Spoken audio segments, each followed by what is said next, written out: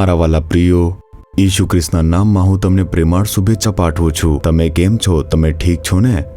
શું આ જગ્યા સુંદર લાગે છે? આ જે જગ્યા છે તે લંડન શહેરની અંદર સ્થિત છે, જે બકિંગહામ પેલેસ છે ત્યાં હાજર છે ને। આ જે જગ્યા છે તે તેની નજીક જ આવેલી છે। આ એક બગીચો છે અને તે જોવામાં ખૂબ જ સુંદર છે। હું તેના એક ભાગમાં બેઠો છું ને તમારી સાથે વાત કરી રહ્યો છું। ઠીક છે, પ્રભુ પાસે મારા માટે કયું વચન છે? શું તમે આમ વિચારો છો? અય્યુબ તેના 5મા અધ્યાયના 11મા વચનમાં ઈશ્વરનો માણસ અદ્ભુત રીતે પરમેશ્વર વિશે સુંદર વચન કહે છે।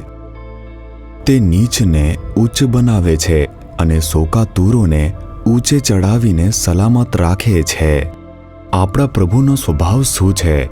જે નમ્ર લોકો છે, નીચ લોકો છે, તેમને તે ઊંચા કરે છે અને તેમનું સન્માન કરે છે। તેની સાથે તે શોક કરનારાઓને સલામત રીતે રાખે પણ છે। આજના દિવસે તમે કદાચ એક નમ્ર અને નીચ સ્થિતિમાં હશો। એક સમયે હું સારું કરી રહ્યો હતો, મારો પદ પણ તે ઊંચો હતો, આવક પણ ઊંચો હતો, આરામ પણ ઊંચો હતો અને સમાજમાં એક ઊંચું સ્થાન ધરાવતો હતો। હું હવે એક નીચ બની ગયો છું। મારું જીવન હવે નીચું થવા લાગ્યું છે। શું તમે આમ પરેશાન છો? તે એક પ્રભુ છે જે તમને નીચ સ્થિતિમાંથી બહાર કાઢે છે। તે છે પ્રભુ ઈસુ ખ્રિસ્ત। તે તમારી સાથે વાત કરી રહ્યા છે। શોક કરનારાઓને તે સુરક્ષિત રીતે ઉપાડશે। તમારા હૃદયમાં કદાચ થોડું દુઃખ હશે, તમે તેને કોઈને કહી શકતા નથી, પરંતુ તે દુઃખ તમારા હૃદયની અંદર છે। કેટલાક તે પ્રાર્થના માટે આવશે। જો હું કહું, મને કહો કે વાત શું છે, હું પ્રાર્થના કરીશ, તેઓ કંઈ કહેશે નહીં, તેઓ ચૂપ રહેશે। તેમના હૃદયનું દુઃખ તે તેમના ચહેરા ઉપરથી તમે જોઈ શકો છો। તેમના ચહેરા પરથી જ તેઓ જે મહાન દુઃખ અનુભવી રહ્યા છે તે દેખાઈ જશે। હું તાજેતરમાં થોડાક દિવસો પહેલા એક લગ્ન હતું ત્યાં ગયો હતો। ત્યાં મારી પાસે એક બહેન આવી। તે પ્રાર્થના કરવા માટે મારી પાસે આવી। એક પછી એક લોકો પ્રાર્થના માટે આવી રહ્યા હતા અને તેણી પણ પ્રાર્થના માટે મારી પાસે આવી। મેં તેણીને જોયું। મેં પૂછ્યું, મારે શું પ્રાર્થના કરવી જોઈએ? તેણીએ કોઈ જવાબ ન આપ્યો। તેના ચહેરા ઉપર એક મોટું દુઃખ તે દેખાઈ રહ્યું હતું।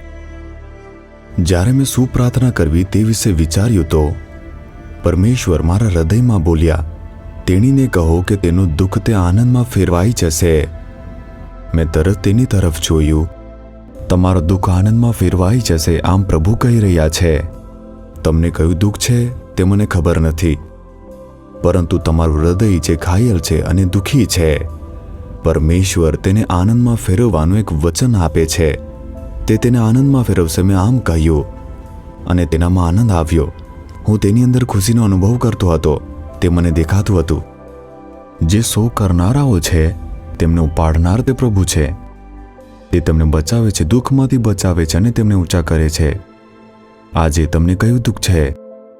શું દેવાની સમસ્યા છે? શું તમારા બાળકોને લઈને દુઃખ છે? શું તમારા પતિને લઈને દુઃખ છે? કોઈ નિષ્ફળતા વિશે વિચારીને દુઃખી છો? તમે કોઈ પણ બાબતમાં દુઃખી હોઈ શકો છો। તમે કોઈના દ્વારા પ્રભાવિત થયા હશો, ઘાયલ થયા હશો, તેના કારણે કદાચ દુઃખ હશે। શું તમને દુઃખ છે અને તેના કારણે તમે હતાશ છો? પ્રભુ તમારી સાથે વાત કરી રહ્યા છે। હું તમને બચાવીશ અને ઊંચા કરીશ, આમ પ્રભુ કહે છે। તે તમને તે દુઃખમાંથી બચાવી રહ્યા છે। તમારા હૃદયમાં રહેલા દુઃખને પરિવર્તિત કરનાર પ્રભુ છે। એક સમયે જ્યારે હું ચેન્નઈમાં રહેતો હતો ત્યારે મેં એક યુવાનને જોયો। 2-3 દિવસમાં 2-3 વાર તે મને દેખાયો અને તે યુવાન કંઈ પણ કહેતો ન હતો અને મેં તેના ચહેરા ઉપર ઉદાસી જોઈ। મેં જોયું કે તે દુઃખી છે। એક વાર હું તે યુવાનને મળ્યો અને પૂછ્યું, શું હું એકાંતમાં તમારી સાથે વાત કરી શકું? તે સંમત થયો અને હું જ્યાં રોકાયો હતો તેના ટેરેસ પર લઈ ગયો અને વાત કરી।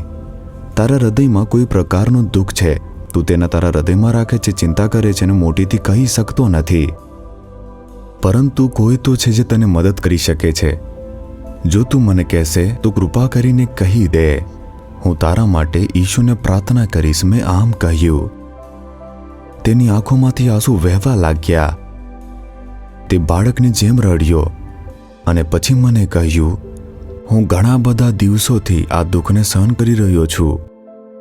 મારા સંબંધીઓ, મિત્રો અને પરિચિતો બધા સમૃદ્ધ છે, ઉચ્ચ હોદ્દા પર છે। હું મદદ માટે તેમની પાસે ગયો, પરંતુ કોઈમાં પણ મદદ કરવા માટે હિંમત ન હતી। મેં વિચાર્યું કે મારી પાસે કોઈ નથી જે મને પૂછે, પરંતુ તમે જે મારો કોઈ સંબંધ નથી તમે પ્રેમથી પૂછો છો. જ્યારે મેં તેના વિશે વિચાર્યું ત્યારે મારા આપોઆપ આંસુ વહેવા લાગ્યા. રડશો નહીં, ઈસુ ખ્રિસ્ત તમને પૂછી રહ્યા છે. તે તમારું દુઃખ જાણે છે. તે તમને આ દુઃખમાંથી બચાવવા માંગે છે. મેં આમ કહ્યું. તેણે તરત પોતાનો બોજ વેચી લીધો.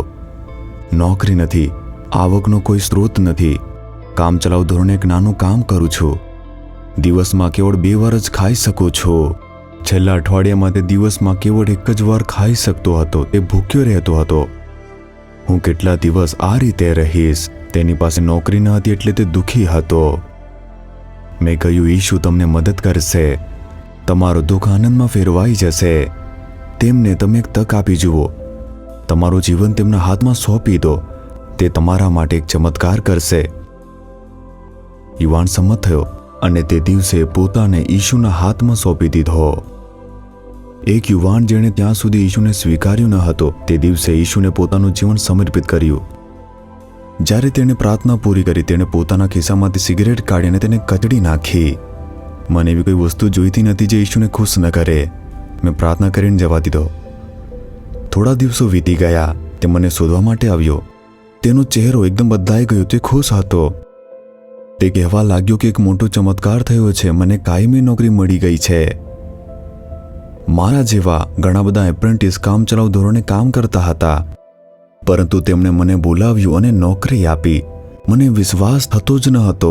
ઈશ્વરે આ મારા માટે ચમત્કાર કર્યો. ઈશ્વરે તેને તે દુઃખમાંથી બચાવ્યો અને આશીર્વાદ આપ્યો. એટલું જ નહીં, થોડા મહિના પસાર થયા પછી એક બળથી પરમેશ્વરે તેને ઉચ્ચ સ્થાને બેસાડ્યો. તે ખૂબ જ આનંદથી તે મને બતાવવા માટે આવ્યો. પરમેશ્વર જે ઊંચું કરે છે, દુઃખને પરિવર્તિત કરીને આપણને ઊંચું કરનાર પ્રભુ તે તમારા માટે કરશે.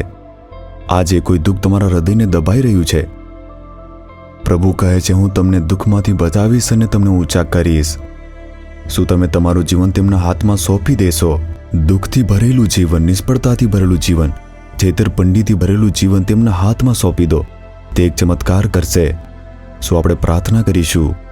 તમને ઊંચા કરવા માટે તેમણે વધસ્તંભ ઉપર પોતાને નમ્ર બનાવ્યા. તેમણે તમારા દુઃખને પરિવર્તિત કરવા માટે વધસ્તંભ પર તમારા દુઃખને સહન કર્યું. તેમણે તમને આશીર્વાદ આપવા માટે, તમને ઊંચા કરવા માટે વધસ્તંભ પર શ્રાપિત થવા માટે પોતાને સમર્પિત કર્યું. તેમણે તમારા માટે કર્યું. તેથી કહો, હે ઈશુ, મને મદદ કરો, મને બચાવો, મારા માટે ચમત્કાર કરો. હે પિતા, આ પુત્ર માટે, આ પુત્રી માટે હું પ્રાર્થના કરું છું. તેમનું હૃદય તે દુઃખથી ભરેલું છે, વેદનાથી ભરેલું છે, જે મોટીથી કહી શકતા નથી, તે બોજથી ભરેલું છે. આપણા દુઃખોને ઈશુએ વધસ્તંભ પર સહન કર્યું છે. તેમને તે દુઃખમાંથી બચાવો, તેમને ઉન્નત કરો, તેમને સન્માનિત કરો, આનંદ આપો. આજે એક ચમત્કાર થવા દો. પ્રભુ ઈશુ ખ્રિસ્તના નામમાં હું પ્રાર્થના કરું છું પિતા. Amen, amen. Jesus redeems Gujarati YouTube ચેનલને સબસ્ક્રાઇબ કરો. બેલ આઇકોન પર ક્લિક કરો. દરેક નવો કાર્યક્રમની માહિતી મેળવવા માટે